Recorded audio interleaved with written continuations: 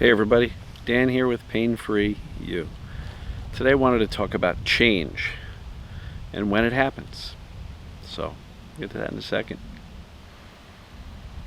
Fresh air, love it.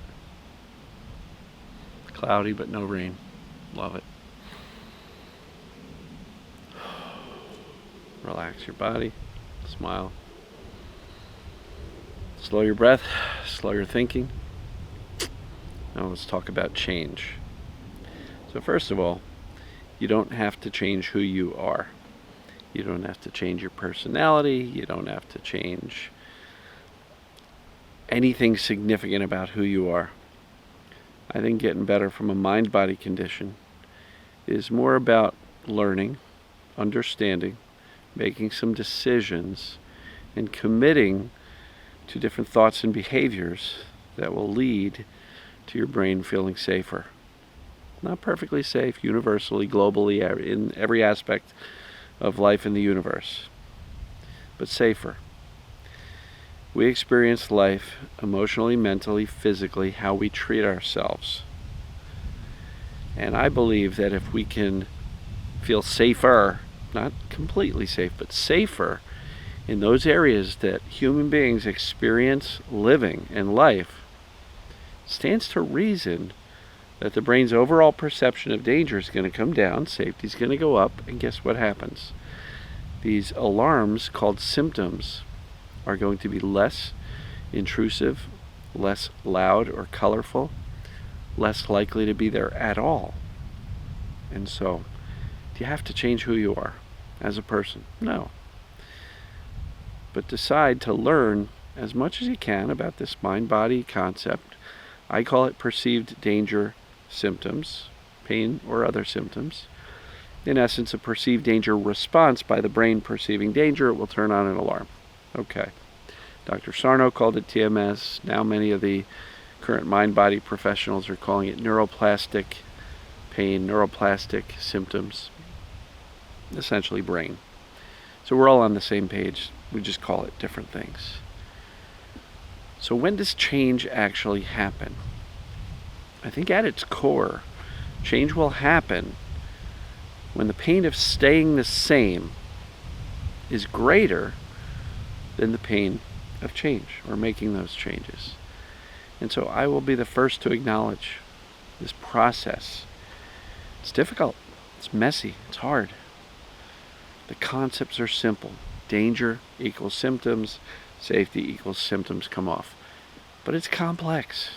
It's not easy. And it does require some different thinking and some different beliefs and some different decisions on your part. First decision, I know what I'm dealing with is a mind-body set of symptoms. My body is actually okay.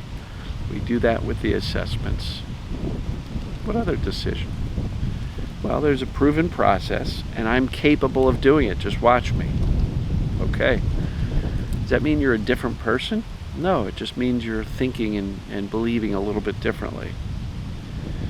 So take a look. You know, change seems scary, right? But so does staying where you're at. And some people will say, yeah, but Dan, if this doesn't work, I'm going to be so disappointed. And to that, I always say, you're already disappointed.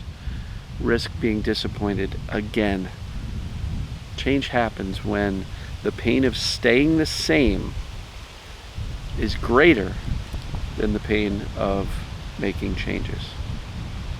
So look at your life and say, do I really want to stay the same, or do I want to risk disappointment and risk trial and error and sometimes feeling failure and not having it work initially, but having to get back up, dust myself off, and keep on trying?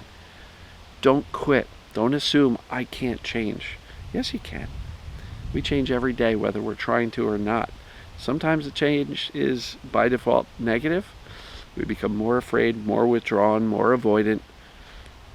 And in other cases, we decide proactively to make changes that will move us forward into a better life. So look at it. Take a good look at your life. Is the pain of staying where you are big enough for you to kind of step up, make some courageous decisions, Change some beliefs. Start lifting yourself up instead of holding yourself back. Because I'll tell you what, there is life after chronic symptoms, and it's a great one. And it's not just me. I've seen countless people getting better and going on to returning to normal life, doing things they hadn't dreamt of for years or even decades, and their smiles are there, and their contentment with life is there, and joy comes back in, optimism, possibilities start to show up. So look, I know this stuff is hard. That's why I show up here daily to try to help you out, give you little tips and pointers.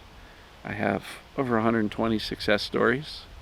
PainFreeUSuccess.com. Wrote a book about all this stuff. The answers are out there, and I'm not just saying me. There's dozens of really high-quality mind-body professionals who are doing really great work out there. But the solutions are out there. Decide. The change is hard, but it's harder staying where I'm at. I'm already disappointed, so I'm going to risk disappointment by moving forward. So that's what I got for you today. Hopefully you found that beneficial, maybe a little bit inspiring, but you can do this. I've seen so many people go from completely panicked, freaked out, scared of their own shadow, to slowly, gradually making improvements, changing their thinking, changing their decisions, committing to this, being willing to be disappointed by trying some of these concepts, noticing results, and adjusting if need be, or continuing if the results are moving in a positive direction. So yeah, this stuff is hard, but so is staying where you're at. So make that decision that change is not only possible, but it's probable when you take proven, predictable steps to improve things. Your health, your pains, your symptoms, and overall your life. Mental health too. Anxieties, depression, safety will resolve that as well. So, love you folks, and as always, we'll see you tomorrow. Take care.